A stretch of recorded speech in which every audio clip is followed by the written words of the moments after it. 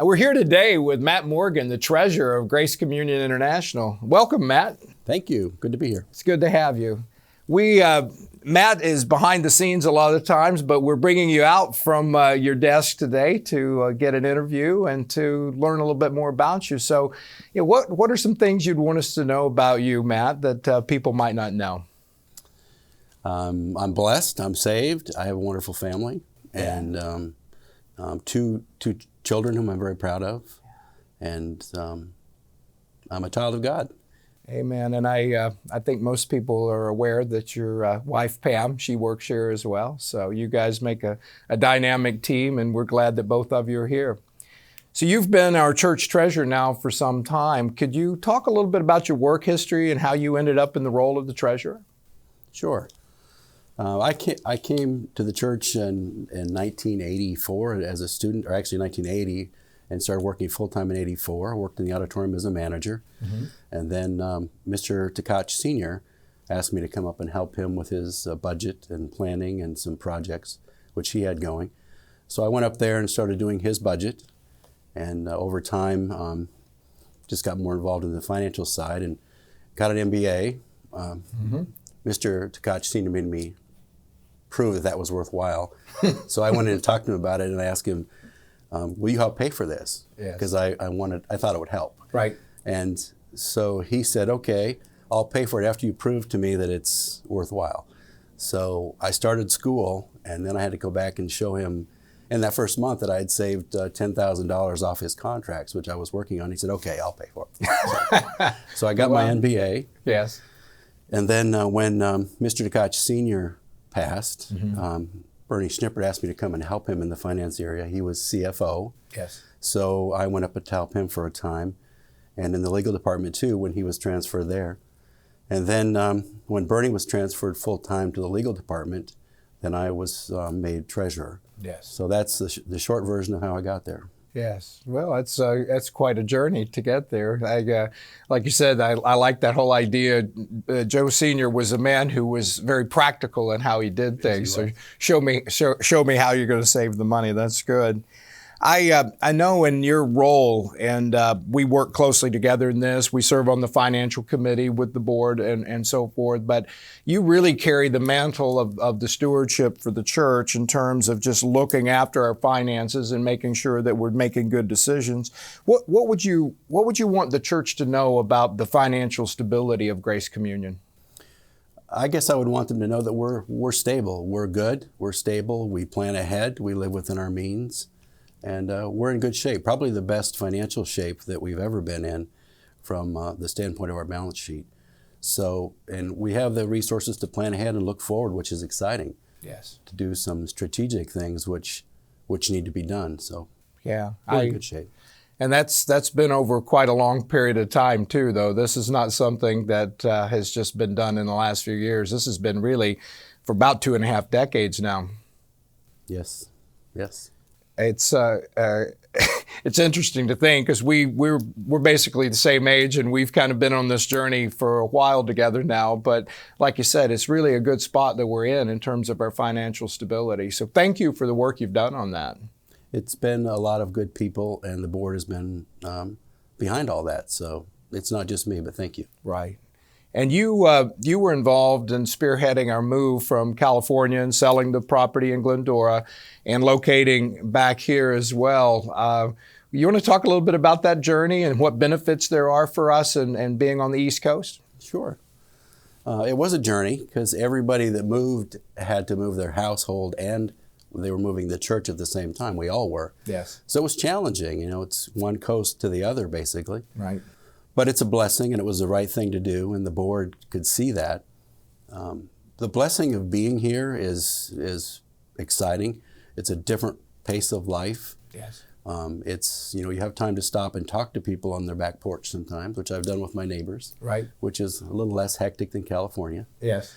But it was challenging. When we first got here, of course, we had the building all ready to go. Mm-hmm. And then we had a water leak 5 weeks before we were supposed to move in. Yes.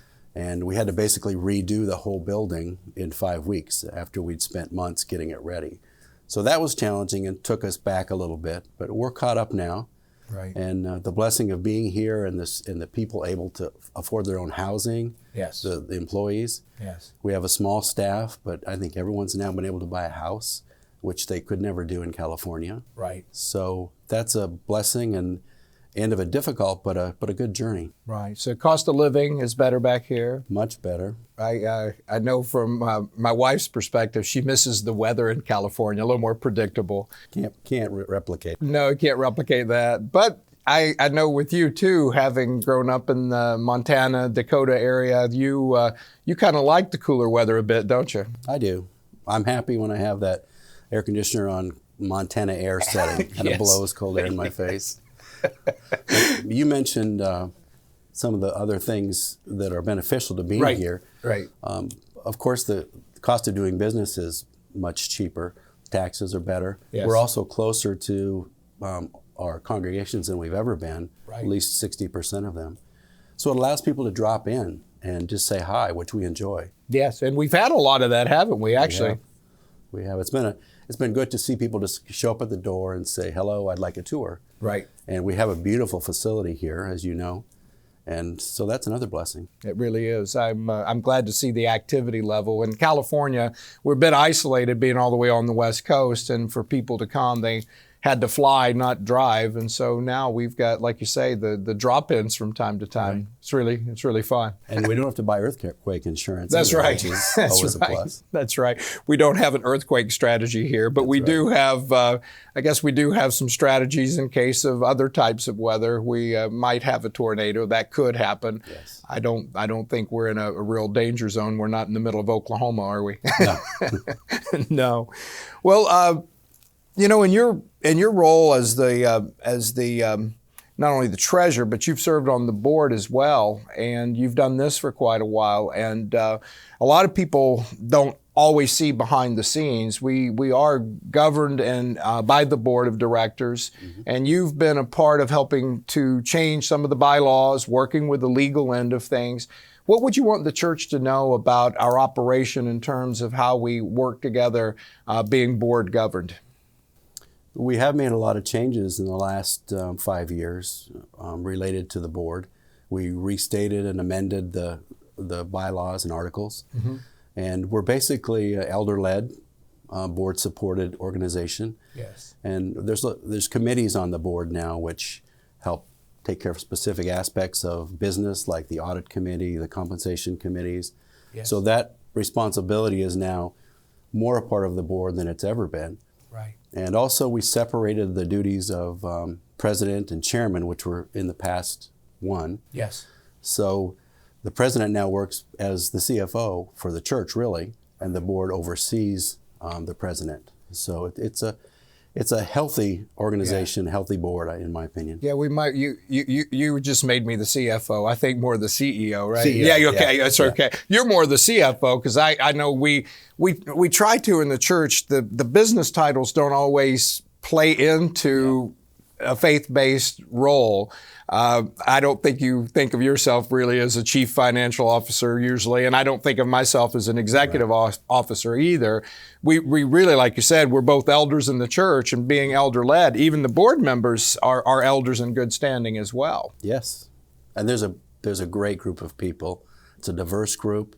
It's a wise group, and that's been proven over the years. Yes, no, and sometimes I've had, because I work with the international groups too, so sometimes we've had the sense that, well, maybe if we just had the right mixture of men and women and age groups, that would be the perfect board. But our board is very specific in terms of work for the church. So people who are on the board, they need to understand the workings of the church, that we are faith-based, that we have a mission in preaching the gospel, and they have to have experience in that. So it's very specific in being able to serve on the board. And I know you understand this too. And talk a little bit about that though, because we are working internationally. You've done quite a bit of work with some of the other countries and helping them to find their legal direction and all that as well. How's that going? It's going well. We're trying to get the international bylaws, articles, the governing documents of the international areas in line now with the changes we've made here, which I think is healthy. And we just finished working with South Africa on that, and that's been a very good project. And we intend to do that in other places just to update and refresh and make sure the boards are set up, the governance is set up in a way that reflects who we are, right, and who we become under the new name, right, and under our new focus of Trinitarian theology. That's good. That's good, because I think, again, these are the behind the scenes things that happen. The separation in the boards that are international, they direct the business in their own country. But then in our role, we still have an ecclesiastical oversight, which means that we want to have the doctrinal alignment. We want to make sure that people who are working together are able to do that without a great amount of conflict. And so sometimes we end up playing the peacemaker, but we're not really this management from the U.S. like we used to be. No, we don't try to micromanage at all. Right. In fact, we let them do the business aspects of in their country. Yes. But we do want to have that ecclesiastical oversight, the ability to make sure we're all on the same page that way. Right. So that's our connection overseas, not just the love of God, but the ecclesiastical portion that we keep in common. Yeah, and it's really a strength that we have, I feel like, as a denomination too, is that we are a global family. I think even the way our media department talks about it, that we're a mosaic of churches around the world that are brought together by grace and being Christ-centered. So what a beautiful blend. It is. It's a blessing, isn't it? Are there any particular focus points you're working on now as a treasurer? Any projects or things you're doing that you would want to fill us in on, or anything that you just would like to speak about? Well, as we look forward, of course, we're always strategically planning for what's next. And one of the things I mentioned already, we're trying to get the governance in sync throughout the world. Yes. So that's one focus point. Financially, we want to use resources as best as we can, focus them on the areas where the Holy Spirit's moving. So that's a focus. Right. And also, we want to use technology well, and we want to use that in a way that furthers the gospel in an efficient way, in a way that is most cost effective for those dollars, which we all know who owns those and who gives them to us. Right. And that's God. Absolutely. So things like video conferencing, Right. Not always having to get on a plane. I know you and we've got a trip coming up here pretty soon, but we're going to do, instead of just going one location, we're actually going to go 2 different locations and try to maximize our time. I think it's really good how we've developed a community where we share best practices. And people may not know this, even though I'm president, I travel more so I'm out of the office. So you really are kind of the anchor here in the office. I think about our Monday morning gatherings when we circle up, and what does that mean to you, and just being here and kind of having the sense of keeping things going in the office? What does that mean to you? Well, it's fun because the people that work here are wonderful people. So it's easy that way, and it's necessary. You know, we want that stable engine running in the church, which keeps everything smooth, regardless of where you may be or where anybody else may be.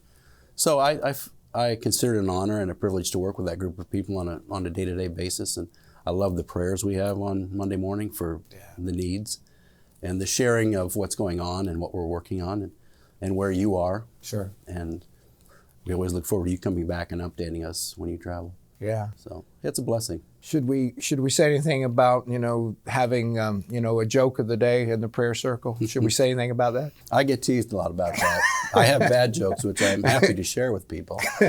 But sometimes somebody else comes up with a better joke, which is always pleasant. But we try to have fun, as well as we have a good relationship, is what I'm trying to say. So we joke around with each other, but we also do the business of the church. Absolutely. There's joy in the journey, though. Yes. That's great. That's great. I appreciate you doing that.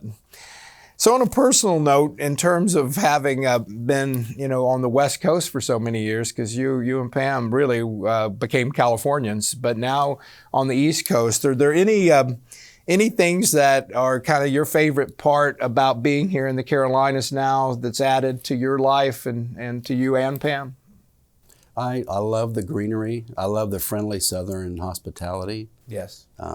I love the opportunity to sit down and talk with my neighbor. Right. Like I was saying, there seems to be more of that type relationship out here than in California, where everybody's busy and running and going to work and trying to make a living basically in an expensive area.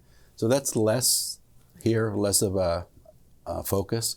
So just the more laid back opportunity to enjoy life. The way of life, the quality of life is better here in many aspects. Yeah, the pace is a little slower. Right. Even though California has its benefits, and I loved California, it's nice to be here. And furthermore, it's nice to see the employees in the church able to do the same thing. Yes. Everybody, those relationships have become stronger among employees and among the local congregations. And that's because of the slower pace and the Southern hospitality and the way of life. And you guys like to go new places too. I know you and Pam enjoy that. So what are some things maybe you've discovered, locations you've visited, or some new things you've tried? I've tried canoeing again, or kayaking, which I enjoy doing, and hiking. Yes. Which is close to my heart. Yes. Which is very easy to do here. So because of the waterways. And we've also visited Washington, D.C., which is not far away. Right. We've visited some of the historic battlefields here, the Revolutionary War battlefields. Right. Which has been fun. Yes. And there's so much to do here that we're still discovering, really. Right. But it's been a nice opportunity. You and Pam have done something that I've always aspired to. You have an annual membership to the Biltmore House. Yes. So that's one of the sights to see here, kind of in the Carolinas too. So I grew up in the Carolinas and I never had a season pass to the Biltmore House. So it's fun for me to watch how not just you but the rest of the staff, how they're exploring, and I love how within our sense of community we have with each other, of how we're sharing. Oh, you need to try this restaurant, or you need to go to this site, or here's a hiking trail you may want to try. So there's a lot more to discover too, isn't there? There is, and the proximity on this side of the United States to everything in the history is unlike California, which is the beginning of the nation. Really, is on this side of the United States. So it's exciting to learn more about that. Yeah, that's good. Well, again, I think what you're speaking to is how that we are serious about the work that God's called us to do, and we do take that very seriously. But we also enjoy the relationships. God created us for relationship, and that's what we get to enjoy. And so, thank you for the work that you do here. Thank you for how you keep that family spirit going in our office, and just even the work that you and Pam did in moving us out here. That was something that we will look back on in years to come and continue to, just to appreciate. So as we wind down our time together here in this conversation, what would you want the church to be in prayer about, and especially as it relates to maybe your role and some of the things that you're doing? I would say for wisdom and discernment on the decisions ahead, because if it's not His path, it's not worth being on. Yes. So the prayer for discernment on what to do and how to take the resources which were given by God and focus those in the right place for the gospel. Yeah, absolutely. Yeah, because our job is about stewardship. I know you take it very seriously. Christ talks about the widow's mite, and we often bring that up too, that the monies that come in, we think about the people who are out there who sacrifice for the good of the church. So I appreciate how you take that very seriously. Thank you. I understand where it comes from. Yes. And we're all part of this together, and we want to spend money well and make the best path we can forward for the gospel with what we've been given. Absolutely. So if any of the church members want to drop in and stop off and come and see the office, you're glad to give them a tour. Happy to give them a tour. Yeah, might even take them out in a kayak, huh? Or a hiking trail. Yes. Happy to. Yep. Well, great. Well, thank you, Matt. This has been good. And again, we just appreciate what you do and the role that you play in the church. Thank you, Greg.